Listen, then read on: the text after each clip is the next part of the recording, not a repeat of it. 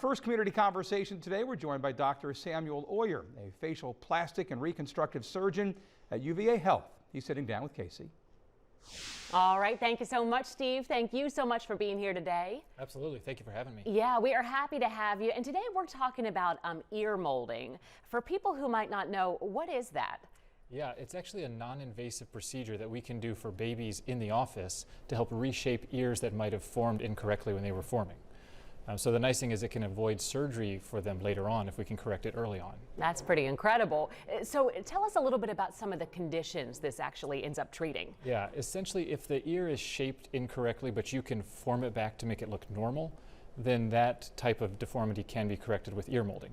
The ear mold is a simple apparatus that kind of rests around the ear like you see here. There's a couple little different clips that you can put on to reshape things, and then it's just covered up with a little silicone prosthesis. If the cartilage or skin is missing, then that may not be amenable to this. So you have to be able to kind of make the ear look normal with your hands to be a candidate. Yeah, but there are certain conditions where this does work. Typically, when it does, how long, when does each ear molding take place? Yeah, that's the trick, that it has to start pretty early. Okay. We usually like to start molding within the first 3 to 4 weeks of life.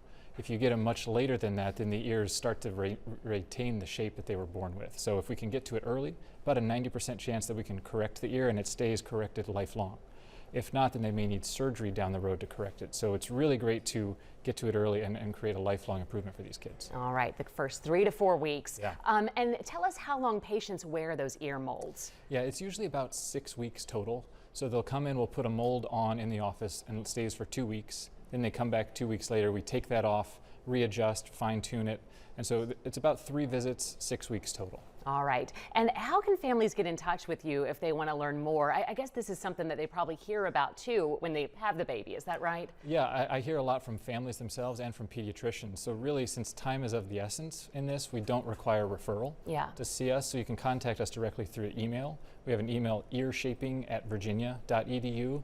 Also through the phone direct clinic scheduling, that's 434-924-5584.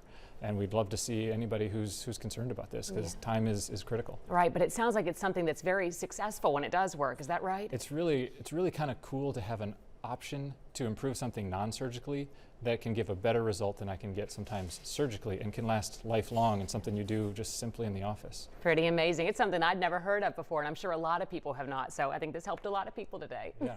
Well, thank you so much. Yeah. Anything else you want to add before we go? The one thing is it's often actually covered by insurance as well, because it's considered a congenital deformity. So it's something that we can often get covered quickly for the babies. Awesome. Well, thank you so much for taking the time to be here. Thanks so much for having me. Yep. We'll have you back soon. And Steve, back over to you.